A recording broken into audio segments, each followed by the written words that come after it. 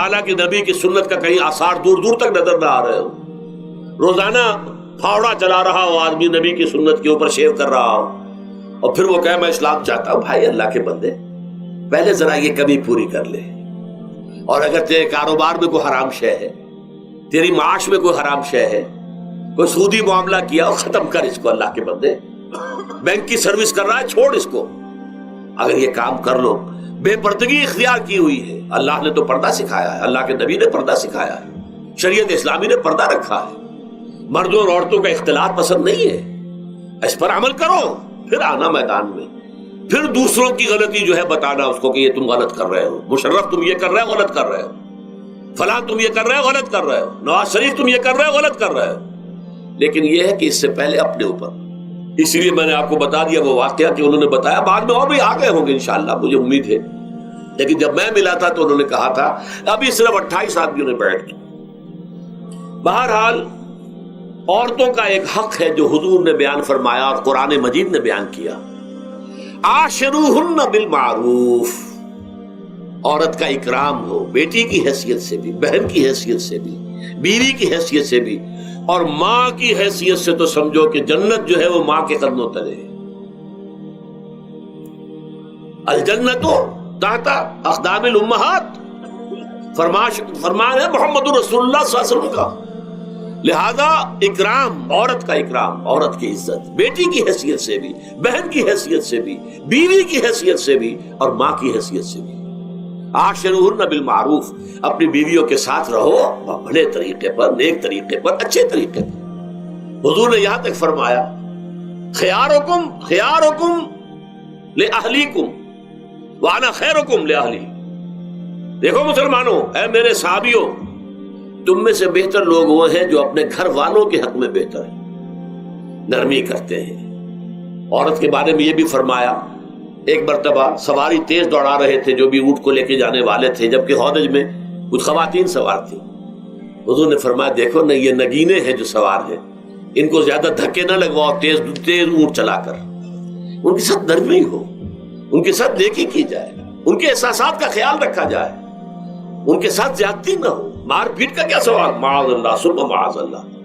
ان کے ساتھ جو ہے عاشروہن بالمعروف, بھلے طریقے پر گزارا کرو. یہاں تک فرمایا ہو سکتا ہے کہ کسی وجہ سے تمہاری بیوی جو ہے تمہاری نگاہوں سے گر جائے, اب آپ کے دل میں اتنی محبت نہیں رہی, لیکن اللہ فرماتا ہے دیکھو ہو سکتا ہے کہ اس میں کوئی پہلو ایسا ہو, تلاش کرو, کوئی پہلو ایسا ہو بہتری کا کہ جس کی وجہ سے تلاش کر کے اس کو اپنی نگاہوں میں مرکوز کر لو, تاکہ اس کے تمہارے دل میں اس کے لیے محبت دوبارہ اثر نہ ہو. اس پہلو کی وجہ سے جو تمہاری نگاہ سے اوجھل تھا, وہ اچھائی اس میں ہے, سیرت کی اچھائی ہے. صورت بہت اچھی نہیں ہے, اللہ نے سیرت اچھی دے دی ہے. جو کچھ دیا, جو اچھائی ہے, جو بھلائی ہے, اس کو تلاش کرو اور نگاہ کو وہاں پر جماؤ تاکہ تم ان کے ساتھ اچھا سلوک کر سکو. اس سے آگے آئیے, معاشی میدان ہے سب سے زیادہ سخت اور سب سے زیادہ کٹھن اور سب سے زیادہ ظالمانہ نظام. اس میں سب سے بڑا ظلم جو ہمارے پاکستان میں ہے وہ یہ زمینداری, غیر حاضر زمینداری, اور یہ جاگیرداری. محنت کرے کسان مزدور ہاری, عیش کرے جاگیردار زمیندار. یہ اس سے بڑا ظلم اور کوئی نہیں ہو سکتا. اور چونکہ ہماری معیشت بنیادی طور پر زرعی معیشت ہے, ہمارا تو زیادہ تر جو آبادی کا طبقہ ہے وہ کاشتکار ہے, لہذا سب سے بڑا ظلم جو ہو رہا ہے وہ در حقیقت یہ زمینداری, غیر حاضر زمینداری اور جاگیرداری. اب اس میں سمجھ لیجئے اس بات کو اچھی طرح, کتنا بڑا ظلم ہے. ایک شخص خود شہر میں رہ رہا, لاہور میں, ساری سہولتیں اسے حاصل ہیں. کتنی سہولت ہوتی ہے, ٹوٹی کھولی اور پانی آ رہا. دیہات میں جا کے بیچارے کاشتکار کو وہاں ہو سکتا ہے کہیں سے دور سے پانی کھینچ کر لانا پڑتا ہو کسی کنویں سے. کہاں اسے یہ سہولت ہے کہ ٹوٹی کا کان مروڑا اور پانی حاضر. کہاں یہ سہولت ہے کہ بجلی کا بٹن اوپر سے نیچے کیا اور بکا روشن ہو گیا. یہ ساری سہولتیں بھی لے رہا ہے اور وہ تنخواہ بھی لے رہا ہے کوئی, یا کوئی کاروبار بھی کر رہا ہے, اور ایک زمین اس کے پاس ہے, فلاں ضلع میں میرا رقبہ ہے, اس رقبے پر جو کاشت کر رہا ہے آ کر اس کی کمائی میں سے, اس کی فصل میں سے آدھا بٹا کر لے جاتا ہے. کیا حق پہنچتا ہے اسے؟ یہ مزارعت جو ہمارے ہاں جس کو جائز قرار دے دیا گیا، یہ دور ملوکیت میں جائز قرار دیا گیا. بادشاہت جو ہے وہ چلتی تھی جیسے آپ نے کن کھجورا دیکھا ہے، اس کے بہت سی ٹانگیں ہوتی ہیں. کن کھجورے کی کتنے پاؤں ہوتے ہیں؟ سینکڑوں. ایسے بادشاہوں کے یہ پاؤں ہوتے تھے. جاگیردار 3000 منصبدار، 5000 منصبدار، 20,000 منصبدار، 30,000 منصبدار، یہ جاگیردار بڑے بڑے علاقے ان کے پاس ہیں. اب ظاہر بات ہے کہ وہ خود تو کاشت نہیں کر سکتے نا، انہیں تو مزارع چاہیے. لہذا مزارعت کے جائز ہونے کا فتویٰ دیا گیا. جب اسلام میں بادشاہت آ گئی، ملوکیت آ گئی اور جاگیرداری آ گئی، جو ملوکیت کے پاؤں ہیں وہ کنسلے کی طرح، کن کھجورے کی طرح اس کے پاؤں ہیں، تو وہ تو جاگیردار ہے. یہ ہے جس کی وجہ سے امام ابو حنیفہ نے کہا مزارعت حرام ہے، جس کی زمین ہے وہ کاشت کرے. یا حضور کی حدیث ہے کہ چاہے اپنے بھائی کو دے دے تو ایک دانہ لینے کا حقدار نہیں. اگر تو تمہارا کوئی اور ذریعہ معاش نہیں ہے تو ٹھیک ہے، جاؤ کاشت کرو. تمہارا کوئی اور ذریعہ معاش ہے، تمہارا کاروبار ہے، تمہاری دکان چل رہی ہے، تم ملازمت میں ہو، تمہیں تنخواہیں مل رہی ہیں، تمہارا پروویڈنٹ فنڈ بھی جمع ہو رہا ہے، تمہیں تو تمہارے ریٹائرمنٹ کے بعد وہ پینشن بھی مل جائے گی، اور اس کے ساتھ ساتھ تم نے یہ ظلم روا رکھا ہوا. زمین اگر ہے یا تو جاؤ کاشت کرو، ورنہ یہ کہ اس زمین کو دے دو اپنے کسی بھائی کو. ملکیت تمہاری رہے گی، کاشت وہ کرے گا تو جو فصل ہوگی اس کی برداشت بھی وہی کرے گا، وہی لے کر جائے. یہ فتویٰ ہے امام اعظم امام ابو حنیفہ رحمۃ اللہ علیہ کا. یہی فتویٰ ہے امام مالک، امام دار الحجرہ، امام مدینہ، امام مالک رحمۃ اللہ علیہ. دونوں کا فتویٰ یہ، اور عظیم ترین یہی دو ہیں. اولین بھی یہی دو ہیں، عظیم ترین بھی یہی دو ہیں. امام شافعی بھی شاگرد ہیں امام مالک کے، امام احمد ابن حنبل شاگرد ہیں امام شافعی کے. ٹاپ پر کون ہے؟ امام ابو حنیفہ، ان کے شاگردوں میں قاضی ابو یوسف اور امام محمد، امام ظفر. ادھر امام مالک، ان کے شاگردوں میں پھر امام شافعی، پھر ان کے شاگرد امام احمد ابن حنبل. ٹاپ پر دونوں یہ کہہ رہے ہیں کہ حرام، مزارعت حرام، جس کی زمین ہے خود کاشت کرے. یا یہ ہے کہ خود کاشت نہیں کر سکتا تو اپنے بھائی کو دے دے، بس ٹھیک ہے، اس میں سے کوئی حصہ لینے کا وہ حقدار نہیں ہے. جو محنت کرے، جو خون پسینہ اپنا لگائے، وہی اس سے ساری جو ہے آمد بھی اس کو حاصل ہونی چاہیے. یہ مجھے حال ہی میں، یہ آپ کے علم میں ہونا چاہیے، یہ فتویٰ دیا ہے قاضی ابو یوسف اور امام محمد نے. مزارعت حلال ہے، جائز ہے. شرطیں لگائی انہوں نے کہ بیج بھی زمیندار دے، کوئی جانور وغیرہ ہے تو وہ بھی زمیندار کا ہو، اگر کوئی ٹریکٹر ہے تو اس کی بھی پیمنٹ جو ہے زمیندار کرے. یہ ہے شرطیں، یعنی اس کا کوشش کی ہے کہ اس جاگیرداری کا ڈنک جو ہے کم ہو جائے، اس مزارعت کے اندر جو مضرت ہے وہ کم ہو جائے. لیکن یہ کہ اصلاً اسے جائز قرار دے دیا. ہمارے ہاں کون شرطوں کو کون دیکھتا ہے، آداب کو کون دیکھتا ہے، قواعد و ضوابط کو کون. ہنیئن مریا، جیسے کہ ماں کا دودھ پیتے ہیں ایسے ہی یہ مزارعت کی جو آمدنی ہے اس کو کھا رہے ہیں. حرام ہے، حرام ہے، حرام. حال ہی میں ابھی ملاقات ہوئی میری مولانا زاہد الراشدی صاحب، آپ کے بہت قریب گجرانوالے میں، جو اس کی سب سے بڑی مسجد ہے، اس کے خطیب ہیں. انہوں نے بتایا ملا علی قاری نے بھی یہ لکھا، جو بہت بعد کے حنفی جو ہے وہ فقیہ ہے، کہ دلائل تو وہی ہیں جو امام ابو حنیفہ نے دیے ہیں، دلائل تو ان کے ساتھ ہیں، لیکن مصلحت ہے جو جس کے تحت یہ فتویٰ دیا گیا. یہاں تک کہ مولانا شبیر احمد عثمانی کے ساتھ دستے راست سمجھ لیجئے ظفر احمد عثمانی رحمۃ اللہ علیہما، انہوں نے بھی یہ لکھا ہے کہ دلائل تو امام صاحبی کی رائے کے حق میں جاتے ہیں، لیکن یہ کہ ہمارے ہاں تقلید کا ایسا ایک قلادہ گردنوں میں ڈال لیا گیا ہے. کیونکہ ہمارے بزرگوں نے فتویٰ دے دیا، قاضی ابو یوسف نے، امام اور قاضی اور امام محمد نے، لہذا فتویٰ تو اسی پر چلے گا. میں نے ان سے بات کی ان کا ڈٹ کر، میں نے کہا میدان میں آئیے نا، کام کیجیے. جب تک یہ مزارعت ختم نہیں ہوتی ہے، جب تک جاگیرداری اور زمینداری ختم نہیں ہوتی ہے، اس ملک میں کوئی سیاست صحیح آ ہی نہیں سکتی. یہ سیاست تو وڈیروں کا، جاگیرداروں کا، بڑے بڑے زمینداروں کا کھیل ہے. یہ آپ نے پتہ نہیں نام سنا ہے کہ نہیں، میوزیکل چیئرز گیم، یہ ہوتا ہے ان کا کھیلنے والوں کا، بہت زیادہ دولت والے جو ہیں ان کا کھیل ہے. ان کو کام تو کوئی کرنا نہیں ہوتا، جاگیردار ہے، اسے کوئی کام کرنا ہے. وہ بیٹھ کر ایک کلب بنا رکھی ہے. یہ پارلیمنٹ کیا کلب ہے, وہاں بیٹھ کے وہ اپنا وقت گزاری کرتے ہیں. یہ پوائنٹ آف آرڈر آ گیا ہے, اور یہ جو ہے ہماری حقوق جو ہے پریولیج موشن آ گئی ہے, وہ کرتے نہیں گفتگو بیٹھ. تو یہ جان لیجئے کہ یہ ظلم کس نے کیا ہے؟ یہ خود کردہ ہے. یہ ہم نے اس نظام کو برداشت کیا ہوا ہے. جب تک ہم نہیں اٹھیں گے یہ نظام ختم نہیں ہوگا. خود کردہ کا علاج خود ہی کرنا ہوگا. یہ غلط نظام جو چلا آ رہا ہے, جب تک کہ اس کو ہم بدلیں گے نہیں, اس کو ختم نہیں کریں گے, اس وقت تک یہ ظلم کیسے ختم ہوگا؟ اس سے آگے آئیے, ایک ہے کارخانے دار.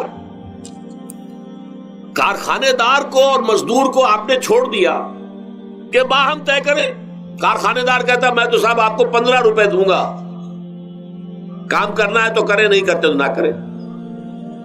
آپ نے زیادہ سے زیادہ یہ کیا کہ نہیں یہ ویج بہت کم ہے, آپ نے ایک یونین بنا لی, کچھ ہڑتال کر دی. اچھا ہڑتال کر دی, 10 دن کی ہڑتال کے بعد غریب مزدور کا تو بچہ ہو سکتا ہے بھوکا مرنے لگے.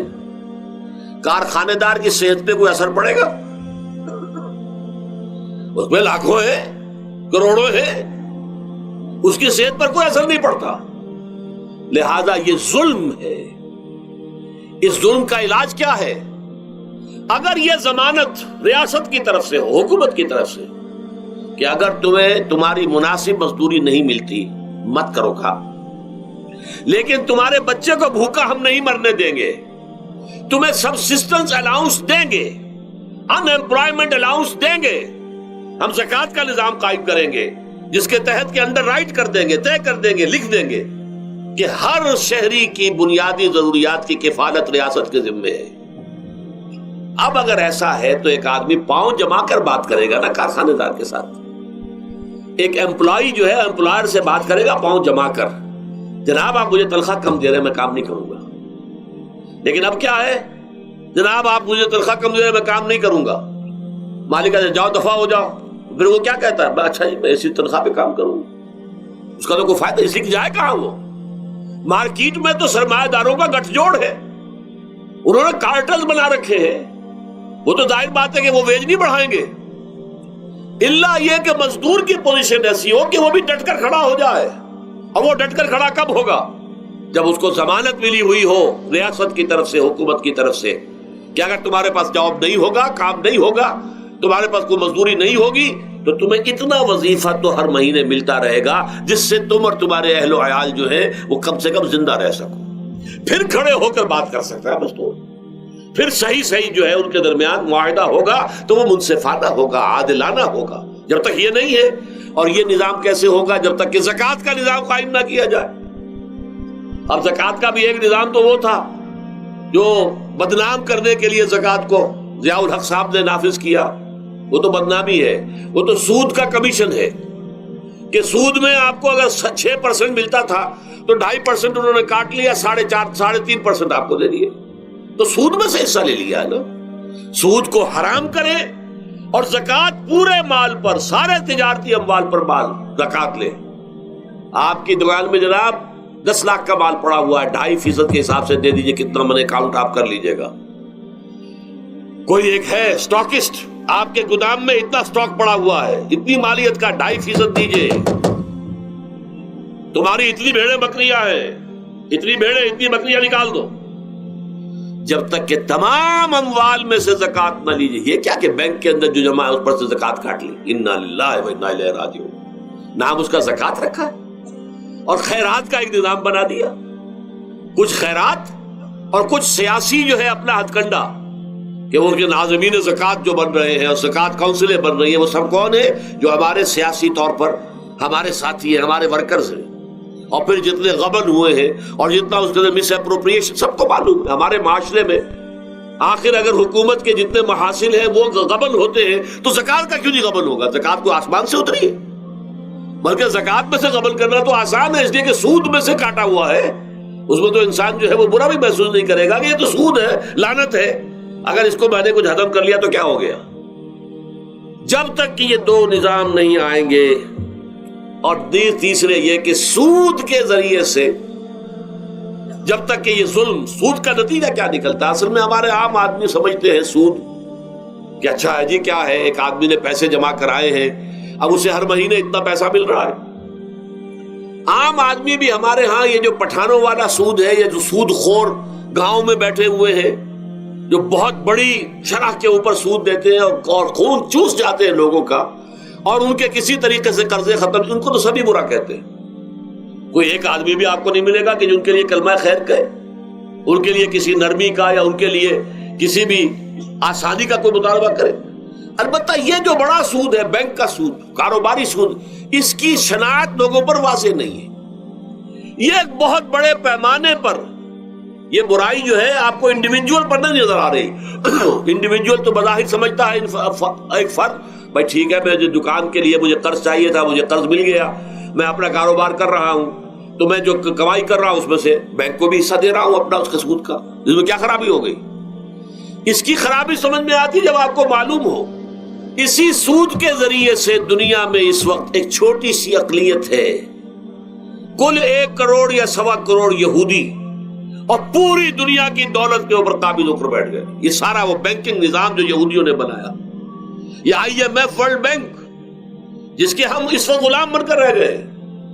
ہمارا چیف مارشل ایڈمنسٹریٹر اسے کہیں یا چیف ایگزیکٹو کہے، ہمارا تو حکمران ہے، ہمارا بادشاہ ہے اس وقت، اور وہ بادشاہ سلامت کہتے ہیں کہ یہ IMF اور ورلڈ بینک کے لوگوں کے گوڈے ہمیں پکڑنے پڑتے ہیں، گوڈے گٹے، کیوں؟ ہم غلام ہیں ان کے، اور ہم جکڑے ہوئے اس سود کے اندر۔ پوری دنیا کو یہودی سود خوروں نے در حقیقت اپنے شکنجے میں جو جکڑا ہے، جس طریقے سے کہ ان کو اپنے اندر ایک اپنے پورے ہتھ کنڈوں کے اندر جو باندھ کے رکھ دیا ہے، یہ سود کے ذریعے سے۔ اور اس کا نتیجہ کیا نکلتا ہے؟ دیکھیے امریکہ میں کہتے ہیں بڑی جمہوریت ہے، لوگ ووٹ دیتے ہیں، لیکن حقیقت اگر لوگ جانتے ہوں کہ دیوے استبداد جمہوری قوام پائے کو تو سمجھتا ہے یہ آزادی کی ہے نیلم پری۔ ہم نے خود شاہی کو پہنایا ہے جمہوری لباس، جب ذرا آدم ہوا ہے خود شناس و خود نگر۔ اب امریکہ میں اصل میں کیا ہے؟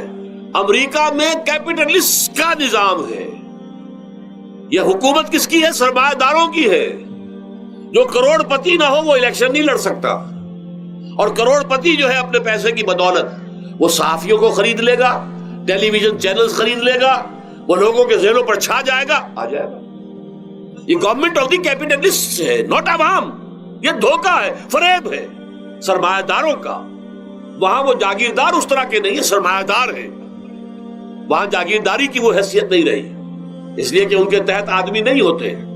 وہ تو اگر بڑے بڑے رینچ ہیں، بڑے بڑے اگر فارم ہیں، تو وہاں بھی آپ کو معلوم ہے کہ چونکہ مشینوں کے ذریعے سے بوائی بھی ہو رہی ہے اور ہل بھی چل رہا ہے مشینوں سے، بوائی بھی مشینوں سے، کٹائی بھی مشینوں سے، تو زیادہ انسان کی ضرورت ہی نہیں رہی۔ لہذا وہ سیاسی نظام وہ نہیں ہے جو یہاں کا ہے، لیکن وہ زمیندار بھی وہاں کا کیپٹلسٹ ہے، نظام کیپٹلسٹ کا ہے۔ تو در حقیقت یہ ڈیموکریسی جو ہے، اس جو کہتے ہیں government of the people by for the people, نہیں، گورنمنٹ آف دی کیپٹلسٹ، سرمایہ دار کی حکومت ہے۔ اور سرمایہ دار جو ہے اس نے اپنی کلب بنائی ہوئی ہے، بیٹھا ہے، پارلیمنٹ ہے، یہ کانگریس ہے، یہ سینٹ ہے، یہ سرمایہ داروں کی کلب ہے۔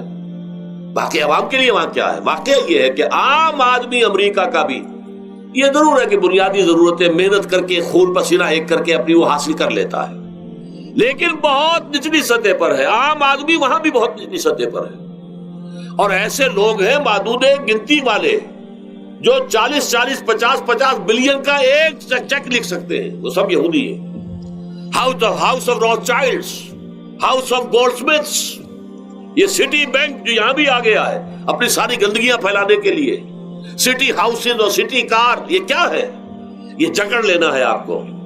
آپ کو ذرا سا دھوکہ دیا، جاؤ جی لے لیجئے، کوٹھی لے لیجئے، ہم آپ کو قرض دیتے ہیں۔ آپ پھول گئے، اتنی بڑی کوٹھی کا میں مالک ہو گیا۔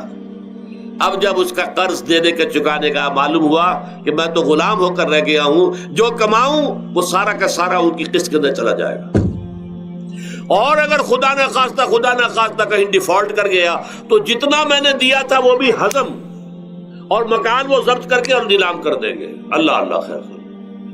لیکن وقتی طور پر ذرا سا دھوکہ جو ہو جاتا ہوں، دیکھو اتنی بڑی کوٹھی کا میں مالک ہو گیا، دیکھو اتنی لمبی کار میرے پاس آ گئی، دیکھو فلاں شے میں نے حاصل کر لی، لیکن اس کا نتیجہ جو نکلتا ہے وہ تو وہاں والوں سے پوچھئے، جس طریقے سے کہ وہ غلام بن کر رہ جاتے ہیں، وہ مزدور بن کر رہ جاتے ہیں۔ جیسے بھٹوں میں آپ نے دیکھا ہے، بھٹوں میں جو مزدور ہوتے ہیں وہ بکے ہوئے ہوتے ہیں، وہ غلاموں کی طرح ہوتے ہیں، ان کو بلکہ لوگ ایک دوسرے سے خرید کر لے کر جاتے ہیں۔ ایک بھٹے والا آتا ہے اور دوسرے بھٹے کی جو مزدور جو غلام ہے ان کو وہ وہاں کی پیمنٹ کر کے اور لے جاتا ہے، وہ بالکل ان کے سرس کی طرح ہے، ان کے غلاموں کی طرح۔ یہ ساری جو میں نے آپ کے سامنے گنوائی ہے، یہ در حقیقت نوع انسانی کو جو تقسیم کیا گیا، انگریزی میں آپ کہتے ہیں ہیوز اور ہیو ناٹس، قرآن نے اس کے لیے کیا لفظ استعمال کیا؟ محرومین اور مترفین۔ اور ان مترفین کی وجہ سے اللہ کا عذاب آتا رہا دنیا میں۔ ان کے گلچھرے، ابھی بسنت منائی، کس نے منائی؟ یہ لکھپتی کروڑ پتی ہیں، انہوں نے عیش کیے ہیں، راتوں کو نیند حرام کی ہے لوگوں کی، یہ بسنت منا رہے ہیں۔ کیا ہو رہا ہے؟ در حقیقت یہ وہی ہے مترفین۔ سورہ بنی اسرائیل میں فرمایا جب ہم یہ فیصلہ کر لیتے ہیں وَإِذَا أَرَدْنَا أَن نُهْلِكَ قَرْيَةً أَمَرْنَا مُتْرَفِيهَا فَفَسَقُوا فِيهَا فَحَقَّ عَلَيْهَا الْقَوْلُ فَدَمَّرْنَاهَا تَدْمِيرًا۔ جب ہمارا فیصلہ ہوتا ہے کہ کسی بستی کو، کسی علاقے کے لوگوں کو ہلاک کر دیں، تو مترفین جو ہیں، دولت مند لوگوں کو ہم حکم دے دیتے ہیں، آزادی دے دیتے ہیں، ان کی لگام ڈھیلی کر دیتے ہیں، اس میں فسق و فجور کا بازار گرم کر دیتے ہیں۔ اور جب پورا فسق و فجور کا بازار گرم ہو جاتا ہے، اچانک ہماری پکڑ آتی ہے، دمرناہا تدمیرا، ہم اس کو پٹخ کر رکھ دیتے ہیں، ٹکڑے ٹکڑے کر دیتے ہیں۔ یہ مترفین، اور دوسری طرف محرومین، اسی طریقے سے مستضعفین اور مستکبرین۔ ایک طرف مستکبرین ہے، ہاٹی پیپل، جو کہ پارلیمنٹ میں جاتے ہیں، جو جاتے ہیں سینٹ کے اندر بیٹھتے ہیں، جن کا ایک طبقہ ہے، وہ ایک علیحدہ ہی ہے، ان کی سوسائٹی علیحدہ ہے، ان کے تہوار علیحدہ ہے۔ نیو ایئرز نائٹ پر جو کچھ یہ کرتے ہیں بدماشیاں، اس کا ذرا سا آپ کو اندازہ بہرحال دیہات کے رہنے والوں کو نہیں ہے۔ لاہور اور کراچی کے لوگوں سے پوچھئے کیا ہوتا ہے، اسلام آباد کے لوگوں سے پوچھئے، پشاور اور کوئٹہ کے لوگوں سے پوچھئے۔ یہ سب در حقیقت مستضعفین ایک طرف، مستکبرین دوسری طرف، محرومین ایک طرف اور مترفین ایک طرف، یہ سوسائٹی کو تقسیم کر کے، اور پھر تقسیم کرو اور راج کرو، ڈیوائیڈ اینڈ رول۔ یہ آپس میں ٹکرائیں گے، آپس میں لڑیں گے، تم ان سب کے اوپر حکومت کرو۔ اب ظاہر بات ہے کہ اس کا علاج میں نے عرض کیا تھا نا، کہ پہلے قسم کے دکھ تو وہ ہیں جو من جانب اللہ آتے ہیں، اس کا تو سوائے برداشت کے کوئی مادہ نہیں، کوئی اس کا اور ہمارے پاس چارہ نہیں۔ لیکن برداشت کا حوصلہ بڑھانے کے لیے وہ ساری باتیں ایمان کے ذریعے سے ہمیں ملتی ہیں۔ لیکن یہ جو خود کردہ ہے، اپنے غلط نظام کی وجہ سے جو دکھ ہم نے پھیلا رکھا ہے، جو محرومی پھیلا رکھی ہے، جو بھوک پھیلا رکھی ہے، جو لوگوں پر ظلم کا جو ہے بازار گرم ہو رہا ہے، چاہے وہ سماجی سطح پر ہے، گھروں میں ہے، چاہے بازاروں میں ہے، چاہے مارکیٹوں میں ہے، چاہے کھیتوں میں ہے، چاہے کارخانوں میں ہے، یہ سب ہمارے غلط نظام کا نتیجہ ہے، یہ اللہ کی طرف سے نہیں ہے۔ وما اصابکم من مصیبت فبما کسبت ایدیکم، یہ تمہارے اپنے ہاتھوں کی کمائی ہے، تمہارے اپنے ہاتھوں کے کرتوت ہیں، تم نے غلط نظام کو قبول کیا ہوا ہے۔ اب اس کا علاج کیا ہوگا؟ اب علاج ایسے ہوگا جد و جہد کے ذریعے سے اس نظام کو ختم کیا جائے۔ اس لیے کہ یہ تو میں نے آپ کے سامنے بیماری کا بیان کر دیا ہے، علاج کیا ہے انشاءاللہ اس کے بارے میں گفتگو جو ہے